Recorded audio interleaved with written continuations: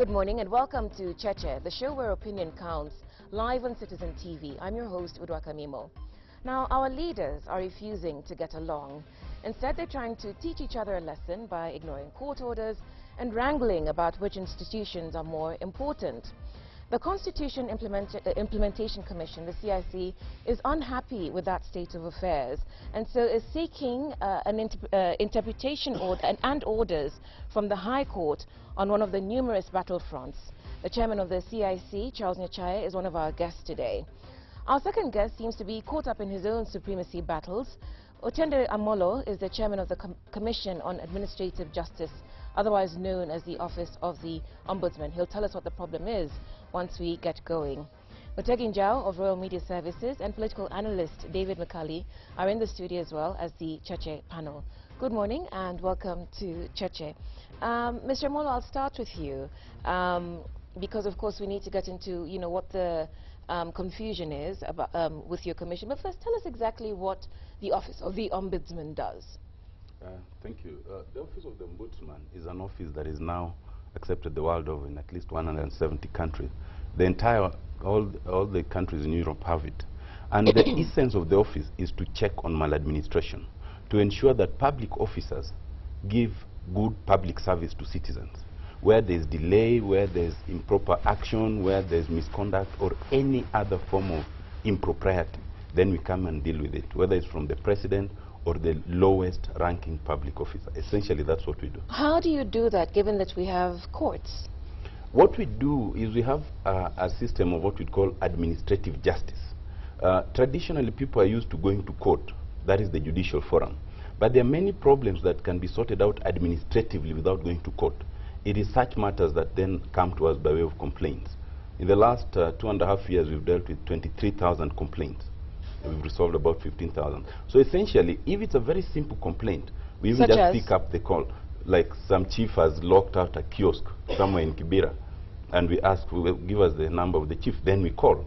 Or if it is serious, such as maybe some public officer who has misused their powers to acquire land somewhere, then we do an investigation and recommend that the land be repossessed. Speaking of land, you say that you have a report coming out soon on that? Yes, we deal, because we deal with impropriety in office, it takes us virtually everywhere. And sometimes, as with today, it took us to Kisii, where we were investigating some public land that was improperly acquired by then serving members of the government, and we're going to launch the report today. Okay. Do you find yourself in conflict with other institutions? You should do the same. As a matter of fact, we don't, because we complement each other.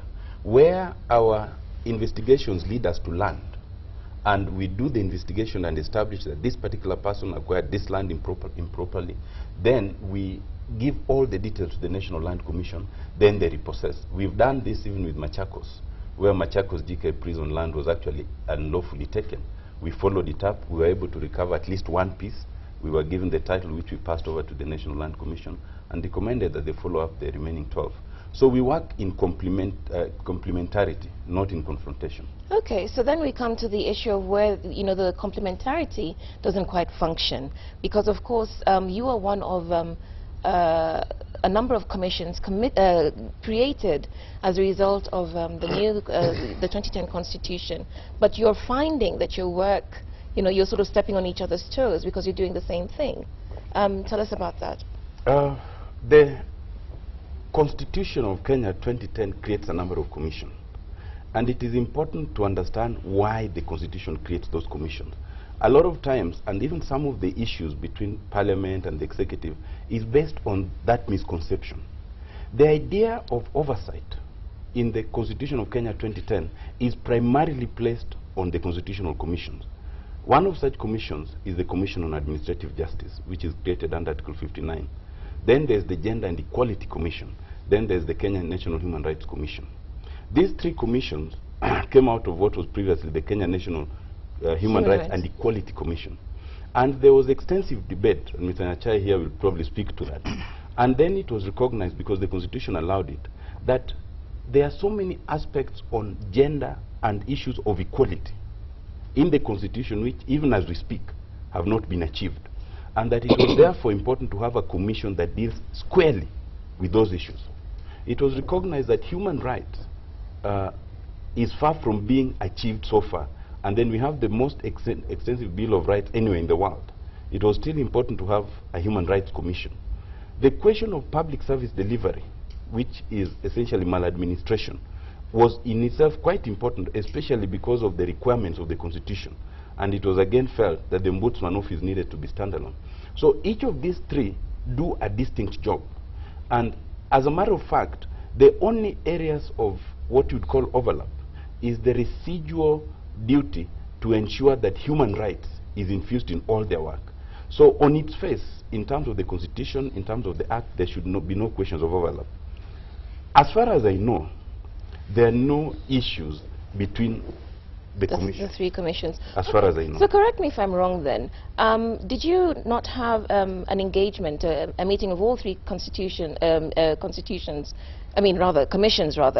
Naivasha, to try and sort out, delineate your responsibilities, because you were even having trouble attracting funding because apparently donors felt that you're all doing the same thing and found themselves confused as to which commissions they should finance? I saw reports of that in the papers. It was not true, but we chose to ignore it. Sometimes when you respond to every untruth, you actually fuel it. We never had a meeting in Naivasha. We had planned a meeting. For the last 2 years, we as Article 59 commissions decided, at my initiative, that once every year we need to meet, compare notes, see what is it that we have done well, what it is that we've not done well. And it was one such meeting that we planned. Unfortunately, the dates were not convenient, and so the meeting never happened. There's never been any situation where we've walked out on each other. We talk all the time. We actually share offices. In Kisumu, we share offices with the Gender Commission. We host them. In Mombasa, the Kenya Human Rights Commission hosts us. So our working relation is actually quite okay. Okay. Yeah. David, you've been sort of looking bemused the entire time. I'm just wondering about the effectiveness of the commission. I mean, obviously, the extent of complaints that can arise in this country are in millions. And I'm just wondering whether you're able, first, to, you're accessible to many people who may have what kind of complaints. When you say maladministration, is pretty broad for many people. I mean, I've seen people walking in the corridors of justice, in the courts, with cases that have been pending for years. The judiciary has established its own complaints mechanism, but sometimes they get swung to your commission or people. Really, what should people bring to you and should take to, or what they should take to other commissions is not very clear in the public's mind. I think that's what Woodwork is trying to explore there, delineating your roles so that you don't go take to the camel what you should be taking to the cow. It is true. One of our biggest challenges has been decentralization, because people need our services everywhere. Because especially with the devolution and establishment of county governments, there are a lot of complaints that are now arising at the county government level. And we've tried to visit many of the counties. We've visited about 32 now. And they keep asking us, where's your office? Now what we've done three quick things. One is we've sought to partner where we can't open offices, so we're in the coast region, in the western region. Two, we are present in the Huduma centers. We are in partnership with the government, so wherever any Huduma center is established, you will find our officer there. Three, we partnered with at least 10 county governments, and our agreement with them is that they provide the physical office space only. We provide the officer, and they exercise independence, because we are not able, for now, financially to establish. But we encourage people to come to us with any complaints against government. If it's one that we think any other agency will more appropriately deal with, let me just tell you one of the more there. Prevalent ones. Yes. People complain a lot about prejudice in employment, that we've been discriminated against, or employment practices across the board are huge. Are those coming to you, and are you addressing them? Yes, they do. I think the last one we addressed, and you probably read about the report, was in terms of, was it the Kenya Pipeline company? Yeah, where the complaint was in terms of the ratios. Yes. And when we inquired, the MD told us that although it's true that about 44% of those who are employed in that batch were from one ethnicity, that was only one batch. There were to be other batches. We advised him that the requirement of diversity must apply to every batch. If you're employing 5 people, it must apply. If you're employing 5 million, it must apply. So we deal with a lot of such things at lower levels and more specific areas. We've done investigations involving the Kenya Institute of Curriculum Development, where we address such issues. We indicted some of the leaders. So we do a lot of that. So when you come to the, all this jostling for power and position that we see on our political landscape, do you, is your office an alternative? Instead of running to impeach and seeking court orders, could we be coming to the office of the Ombudsman? In two ways, well, in three ways actually. First is in terms of advisories. One of the jurisdictions given to us is to provide advisories on matters affecting public administration. In the last 1 year, we did about 9 such advisories. Primarily, we liaise a lot with the CIC. And so if CIC is going to give an advisory on a particular matter, then we refrain from doing the same because it's not necessary. So a conversation would take place between both of you two? Yes, so one is advisories. We have actually, this year in March, we issued an advisory on this jostling. Because it is not necessary, and we can come to that later. The second thing is we do mediations away from any public limelight, and we do a lot of that. Even now, some of the tensions between some of the major players, we actually are doing mediations behind the curtains. Can you give us examples? That's right, behind the curtains. I'm avoiding to do that. But let's just say we are in conversation with various players. So that people can know and it can be helped. Mutegi, if I do that, that's the point I was making. But let's just say we are talking to many of the players. We are talking to the senators, we are talking to the governors, we are talking to parliament, we are talking to the judiciary at different levels. But the third level is... But are you being heard? Of course we are being heard. Then if you are being heard, why is this squabbling, a public squabbling? It should not be there then. There's a chance, Mutegi. You see, mediation is voluntary. It's unlike the court process. You don't force, you persuade. Okay? It's different from other jurisdictions. But perhaps there's a chance that if we were not succeeding, things could have blown over. But we hope we are, and we hope the result might be seen soon. But the last one is where all this mediation and other things don't succeed. Even ourselves, sometimes we go to court or we join matters, such as the one CIC has taken. If we decide, we join as amicus and we give the court our own view on what we think is the proper way to go. Okay, so we come to you then, Mr. Cheche, because amidst all the jostling and squabbling, you seem to be the lone voice in the wilderness calling for reason. Your colleague here does so behind the scenes. What exactly are you concerned about? First of all, let me say that I don't think we're a lone voice. It's just for whatever reason. I mean, we sometimes get prominence. Yeah, prominence. It depends on the kind of prominence. I mean, for example, last Wednesday afternoon, was it Wednesday afternoon? Yeah, or Tuesday afternoon, the National Assembly spent a whole afternoon. In fact, they weren't even discussing CSC; they were discussing Charles Nichai. So it appears like it's a very focused, you know, to one individual or one institution. But I think if you look more closely, you will find that there are many other institutions, both in the public sector and outside the public sector, who are making the same points. And everybody has a legitimate interest in how these institutions work. Everybody has a legitimate interest in ensuring that the Constitution is implemented fully in letter and, and in spirit. Again, in the nature of things, these institutions, a lot of the time we work very well together, and a lot of the time, in our view, they carry out their constitutional mandate and responsibilities in the manner that we expect them to.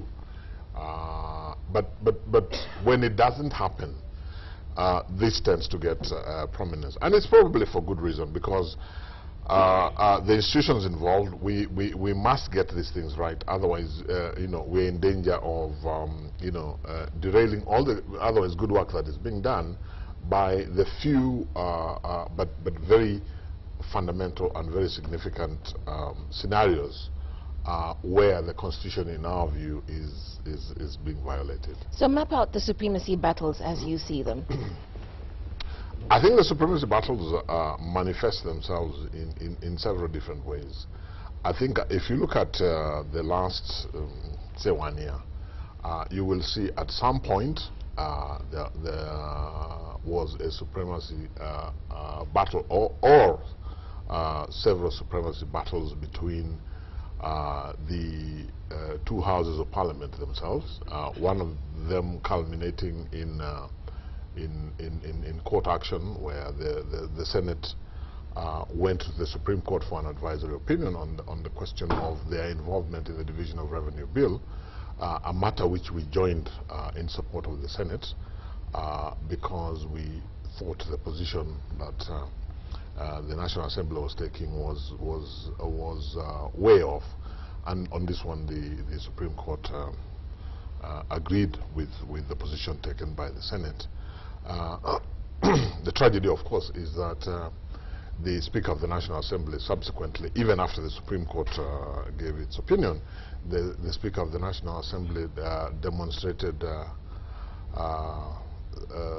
complete disrespect for an opinion of the Supreme Court, which is where my worry is. My worry is not when we have differences of opinion, because they must be there, but in their wisdom, the framers of the Constitution, of which my good friend, the chair of CAJ, was a member, in their wisdom, they gave us mechanisms on how to resolve this sort of disputes. Now, if we don't accept that, then we undermine the very rule of law. And then really the next step is without sounding too dramatic, the next step is anarchy. So there is the supremacy war there. There is a supremacy war between Parliament, the two houses, on the one hand, and the county executives on the other. There is a very specific tough war between the Senate as an institution and the Council of Governors. There is from time to time, although that hasn't been too pronounced, differences between the executive and the national executive and one or other or both of the houses of parliament. So they're all over the place. And my problem, our problem as CIC, is not that there are differences. I mean, those we expect. Our problem is twofold. One, that we accept, all of us together, that there will be these differences, but that the Constitution provides ways of dealing with them. And two, to demonstrate at all times that we respect the Constitution, we respect its processes, we respect its institutions, and that way we will, nobody's suggesting, I mean, the US Constitution 200 years down, I mean, people are still going to the Supreme Court to try and get an interpretation of one issue or other relating to the Constitution. So the fact of having differing views about the Constitution, that can never be a problem. It is respect for that document called the Constitution, respect for its institutions and processes, and also engaging each other in a manner that is respectful, and in a manner that is reasonable, and in a manner that puts the people of Kenya first. That is where the problem lies. Let us be specific. Yes. On this issue, when they were discussing, Mr. Nchai, yes, it was about their summoning cabinet secretary yes. to appear before that. And which is why you went to court. Yes, that's why yes. I don't know whether you went to court or we did go to court yesterday. You went to court yes, yesterday. Yes, yes. And it looks like the separation of power that we're defending, because they say they're independent, to summon cabinet secretaries. Now all of a sudden they've changed. Very interesting, Mr.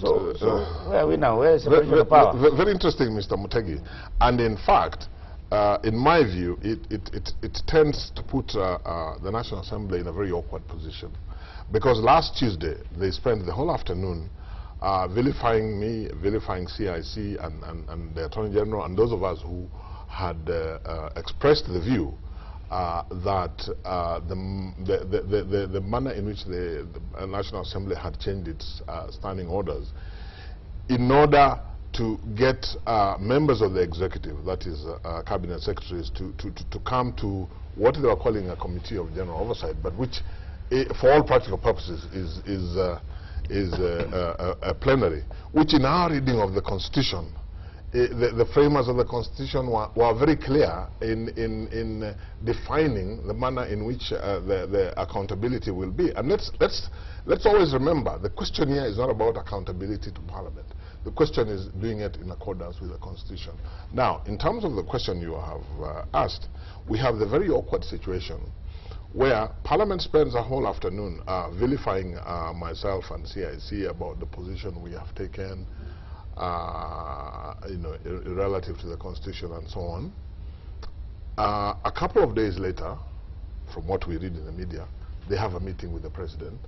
The President takes the same position. Remember, it's the same Constitution, yeah. But because it is now the President saying it, yeah, they appear to have backed down.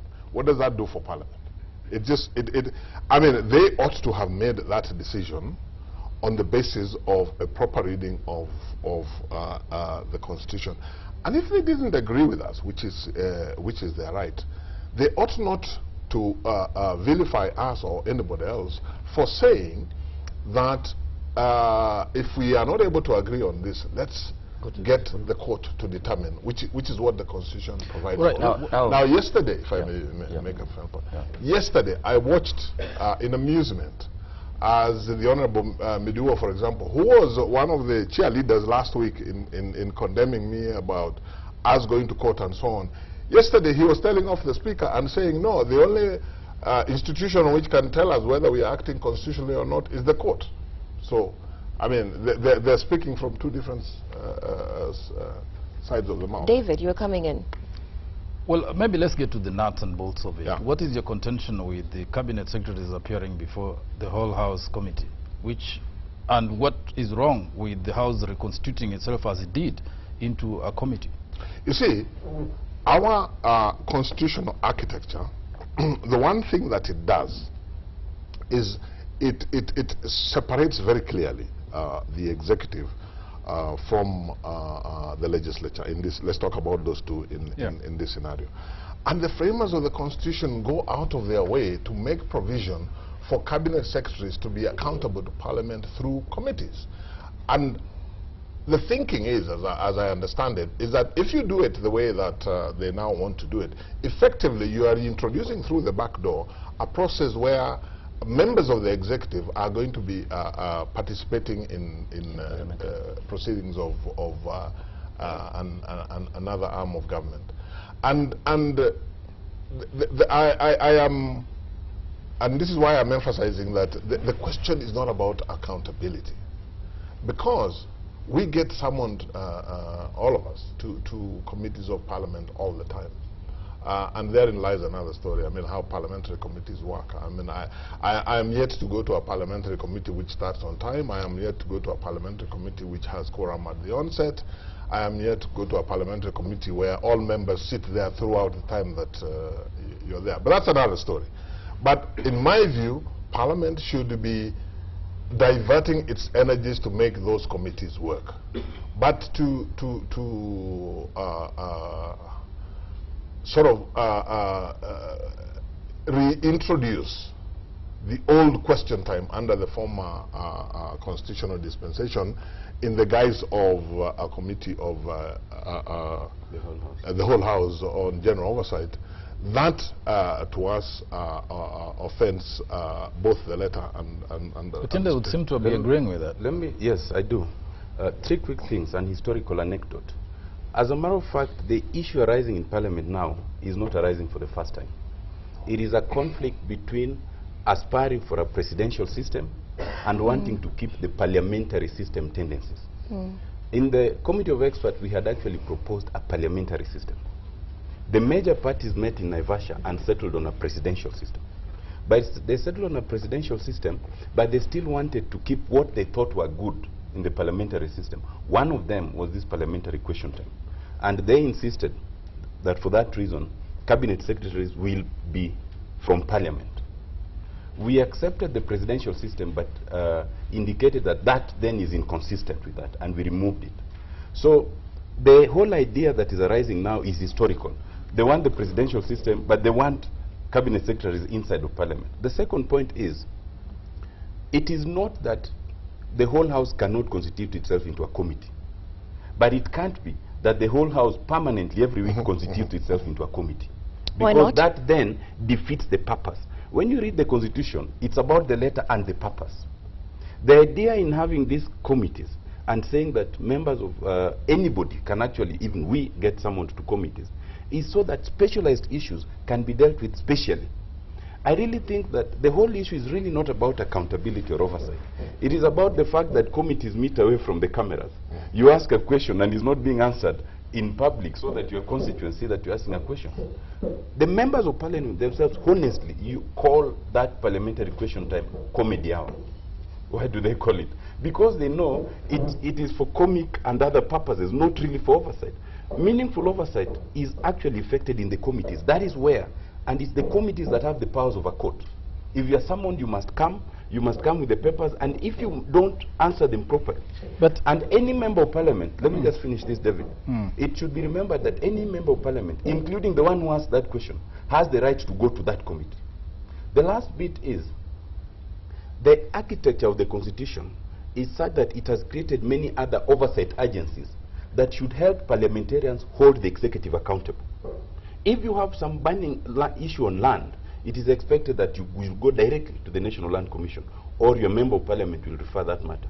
We ourselves, Section 32 of our Act, entitles members of parliament to refer to us any issue that deals with any public office, so that we investigate and we make recommendations, and if we think there are weighty recommendations that must be followed up by parliament, we submit our report to parliament, so that parliament as a plenary can then discuss it and follow it up. So there are these other mechanisms that came about as a result of the knowledge that we will not have the parliamentary question time, which members of parliament are sparingly using, but which they should use more.